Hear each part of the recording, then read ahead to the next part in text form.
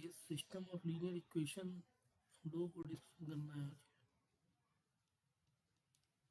System of linear equation हमने equation कहा कि x plus y minus z is equal to 1, x minus y plus z is equal to 2, minus x plus y plus z is equal to 3। तो मैंने बोला कि a is equal to ये matrix कुछ इस format में तैयार होगी 1 1 माइनस 1 1 माइनस 1 1 माइनस 1 1 1। ये फॉर्मेट ऑफ द मैट्रिक्स और b की जो वैल्यूज है वो 1 2 3 हो जाएगा और capital X is equal to हो जाएगा x y z। ये बन जाने के बाद हम लोगों को ये इसमें हमने बात की ऑगमेंटेड मैट्रिक्स कैसे राइट करनी है आप लोगों को। ऑगमेंटेड मैट्रिक्स तो बनाने का तरीका a is to b, ये 1 1 माइनस 1 1 माइनस 1 1 माइनस 1, ये डॉटेड लाइन्स बन जाती हैं 1 2 3। तो ये ऑगमेंटेड मैट्रिक्स में खास बात होती है कि जो मैंने डॉटेड लाइन्स के इधर ये कॉलम रखा है 1 2 3, ये कभी इस डॉटेड लाइन्स को पार नहीं करेगा। एक तरीके से समझ लो कि इसके लिए ये जो आपको दिख रहा है इसके लिए ये पूरी एक लक्ष्मण रेखा है। ये लाइन, ये जो लाइन आपको दिखाई दे रही है, ये लाइन इस ग्रीन पार्ट के बगल वाले की ये लक्ष्मण रेखा कहलाएगी, ये जान लीजिए। और सारे ऑपरेशन जो भी हम यूज करेंगे इसमें आप कॉलम वाइज ट्रांसफर कर सकते हैं। एक कॉलम इधर से उधर हो सकता है इधर, मगर ये जो आपको दिख रहा है डॉटेड लाइन्स के इधर, ये वाला कॉलम कभी इधर नहीं आ सकता है। ये जो पहले 3 कॉलम है इनमें आप चेंज कर सकते हैं, इसमें ये आपस में इंटरचेंज कर सकते हैं, मगर ये वाला कॉलम इसको विशेष ध्यान दीजिए, ये कभी इधर कभी नहीं आ सकता है। अब इसमें हमें कौन सा ऑपरेशन यूज करता होता है कि विशेष सबसे मेन खास बात ये आपको याद रखनी है पूरी मैट्रिक्स में कि रो ऑपरेशन का विशेष यूज हम लोग करेंगे। कि रो ऑपरेशन का हम लोग यूज करेंगे और रो ऑपरेशन का यूज करके हम लोग फाइंड आउट करेंगे इसके लिए कि किस तरीके से इसमें आपकी रैंक मेथड यूज करेंगे और कंसिस्टेंट इनकंसिस्टेंट क्या होती है। तो A/B जो ऑगमेंटेड मैट्रिक्स बनी है इसको ऑगमेंटेड मैट्रिक्स बोलते हैं। ये A/B इसकी रैंक एक्चुअली ये मैट्रिक्स जो ऑर्डर है, इस ऑर्डर है ये 3x4 का, 3 रोज है 4 कॉलम, ये 3x4 है। तो कंफर्म है कि एक बात और रो ऑपरेशन यूज करते हुए बता दें कि कोई भी मैट्रिक्स अगर AM/N ऑर्डर की है तो इसकी जो रैंक होगी रैंक हमेशा लेस और equal to minimum of M, N से कम या बराबर रहती है। तो जाहिर सी बात ऊपर आप देख रहे हैं 3x4 की लिखा हुआ है, तो 3 और 4 में मिनिमम 3 है, यानी कि ए रैंक जो ऑगमेंटेड मैट्रिक्स की रैंक है वो भी अधिक से अधिक 3 आ सकती है, 3 से ज़्यादा नहीं जा सकती है। और जो एक ऑर्डर है, अगर आप ध्यान दें, जो एक ऑर्डर दिया हुआ है वो भी 3x3 का है। अगर आप यहाँ देख रहे हैं 3x3 का ऑर्डर दिया हुआ, ये 3x3 का दिया हुआ है। ये ऑर्डर अगर 3x3 का दिया हुआ है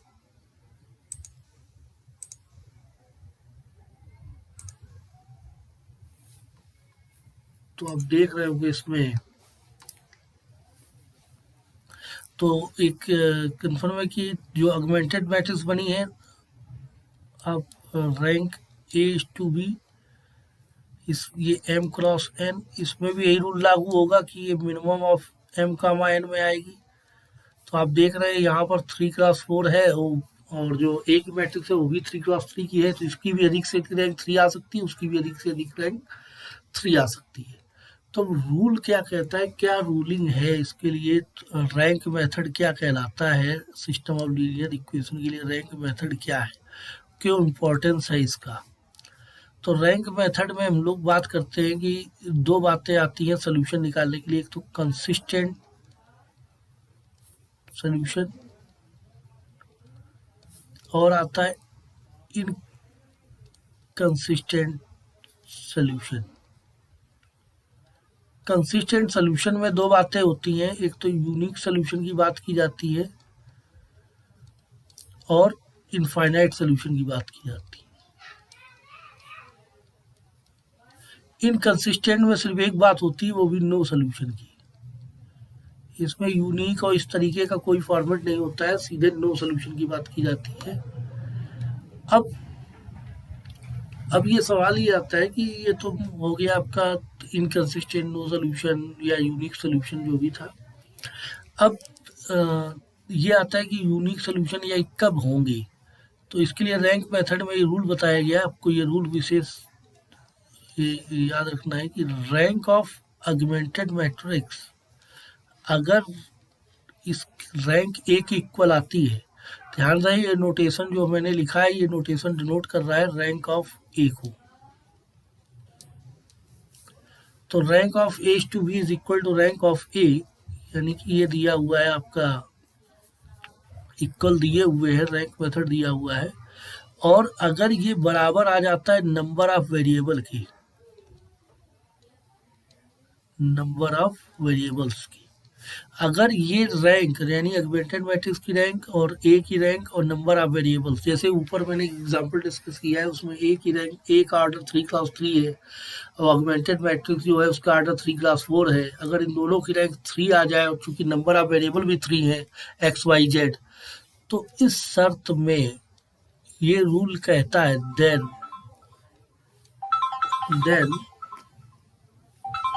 there is unique solution, then there is unique solution, unique solution होगा। हेलो, हाँ हाँ, वो क्लास डिला हो जाएगा ऑनलाइन।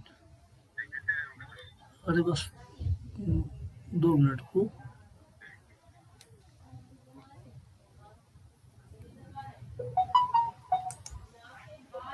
हाँ,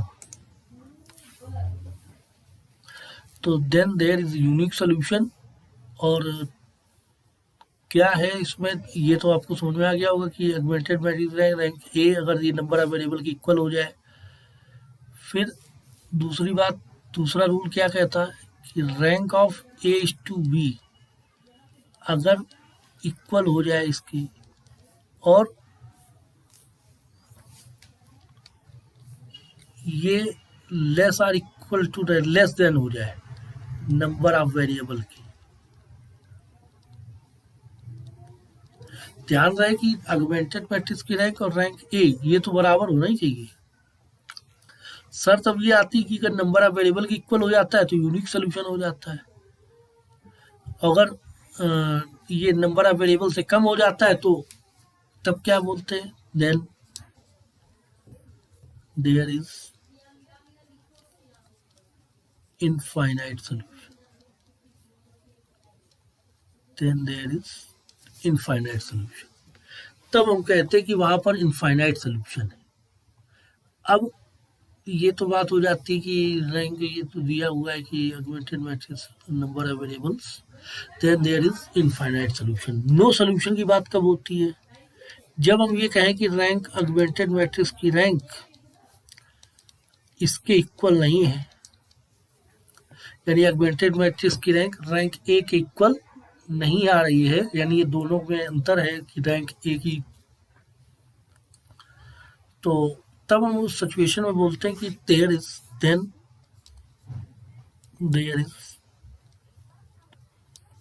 no solution, then there is no solution. तो अब अल्टीमेटली आपने एक बात समझ में आया कि कंसिस्टेंट और इनकंसिस्टेंट की बात करें अगर हम, तो कंसिस्टेंट सोल्यूशन और इनकंसिस्टेंट सोल्यूशन,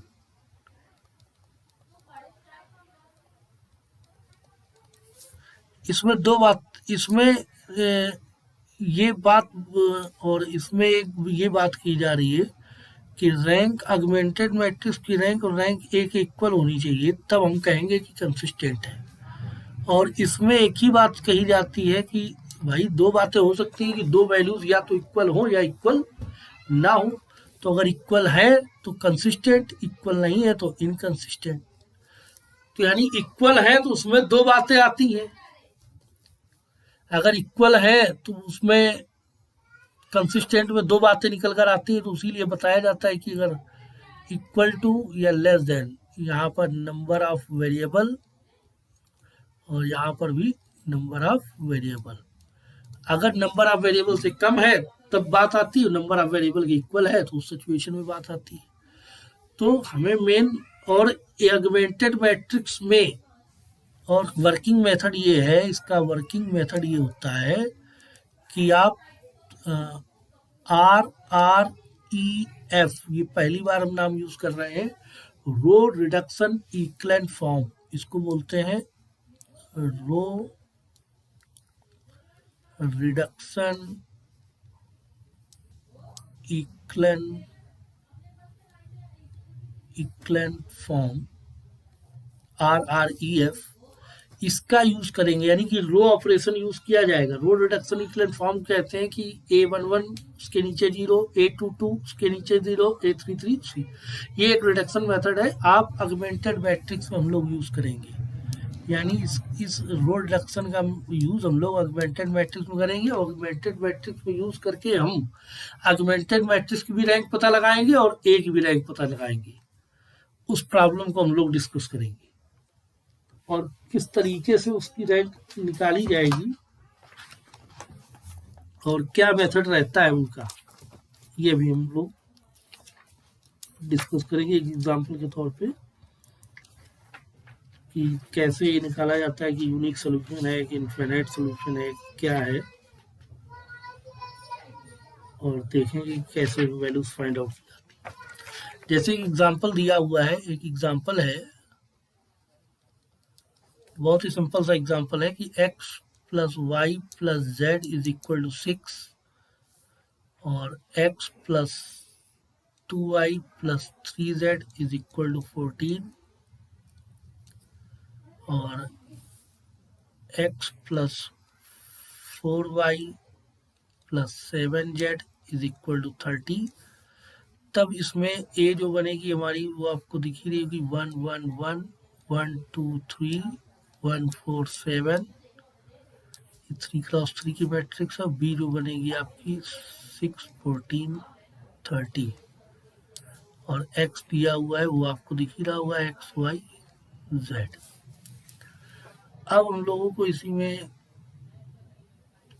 करना ये है कि A/B ऑगमेंटेड मैट्रिक्स तैयार करनी है। ऑगमेंटेड मैट्रिक्स हमारी हो जाएगी 1 1 1 1 2 3 6 14 30। अब हमें इसके नीचे 0 बनाना है तो हम लोग R2 की जगह लिखेंगे R2 माइनस R1, R3 की जगह लिखेंगे R3 माइनस R1। इसमें मेन रोल आपको जो ध्यान रखना है कि ये A11 है, इसके नीचे सारे 0 होने चाहिए, इसके नीचे सारे के सारे ये 0 आने चाहिए, ये सब 0 बनाने हैं। तो जाहिर सी बात है A11 का यूज करके हम लोगों को इसको सारे वैल्यूज 0 करनी है।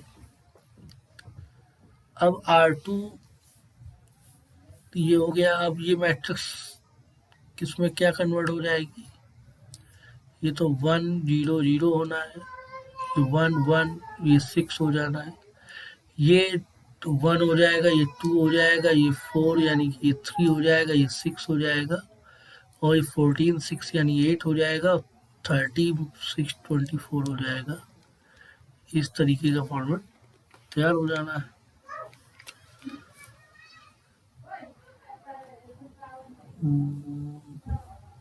2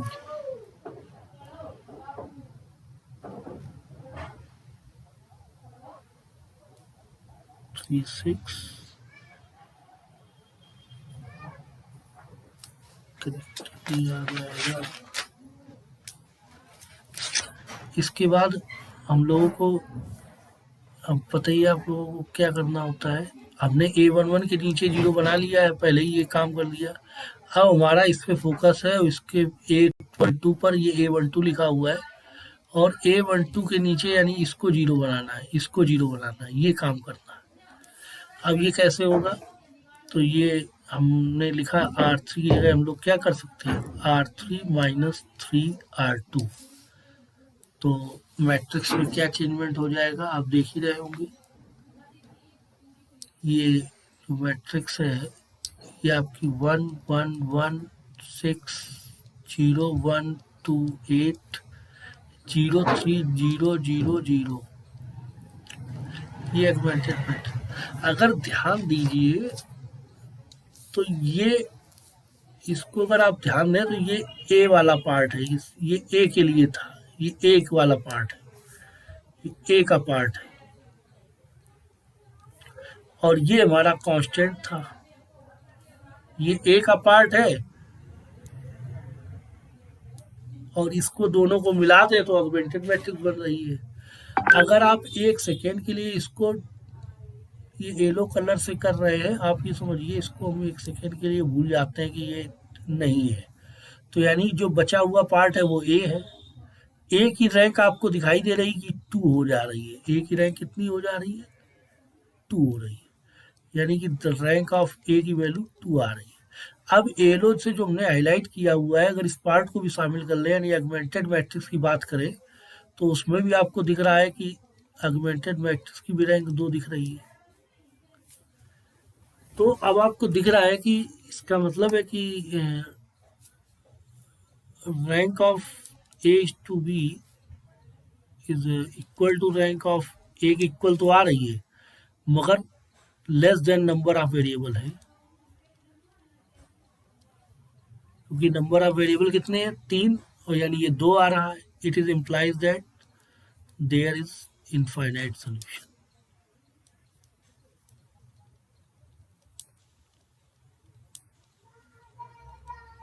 there is infinite.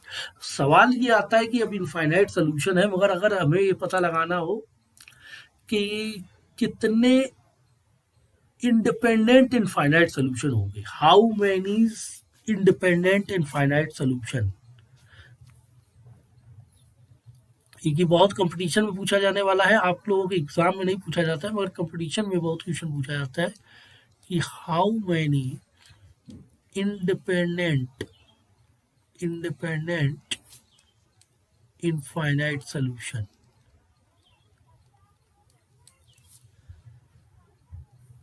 Infinite independent solution कितने होंगे।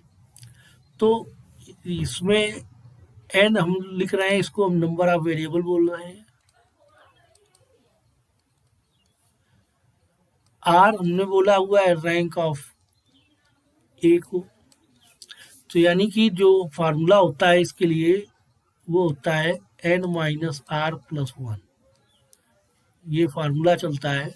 यानी इतने इंडिपेंडेंट सोल्यूशन होते हैं, यानी कि यहाँ पर अगर n3 देखो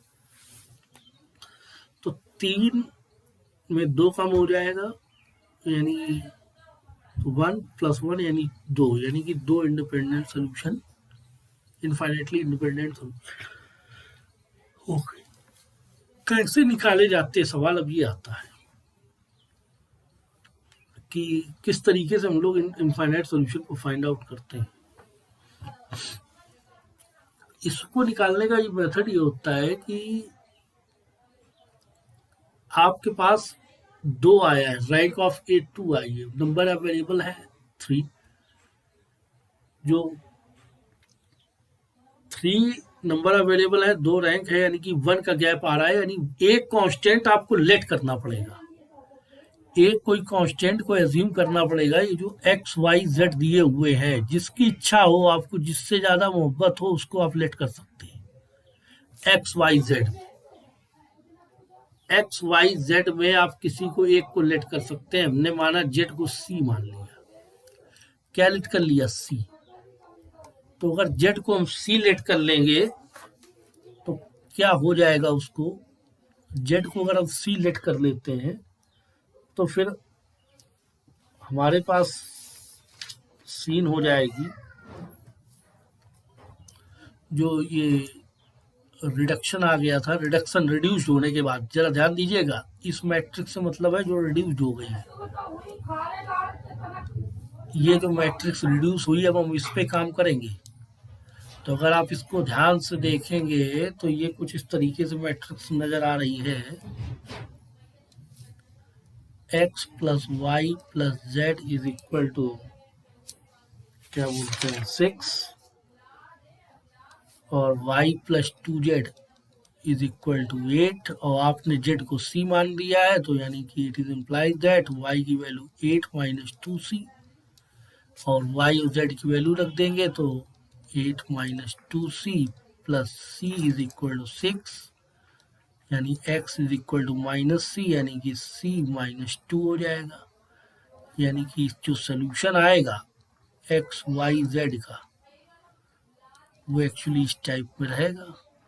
तो आप देख ही रहे हैं एक्स की वैल्यू c माइनस 2, ये निकालने का एक तरीका होता है एग्जैक्ट इनफाइनाइटली सोल्यूशन कैसे निकाले जाएंगे। तो ये हम लोगों ने मेथड सीख लिया कि अब इसी क्रम में हम लोग नेक्स्ट आप इसी की प्रॉब्लम सॉल्व आउट करिएगा, फिर हम लोग इसी में नेक्स्ट टर्न डिस्कस करेंगे कि एक और मेथड इसमें बचता है नॉन होमोजीनियस का। होमोजीनियस जैसे डिस्कशन हो जाएगा ये चैप्टर खत्म हो जाएगा। फिलहाल इसमें इतना ही है।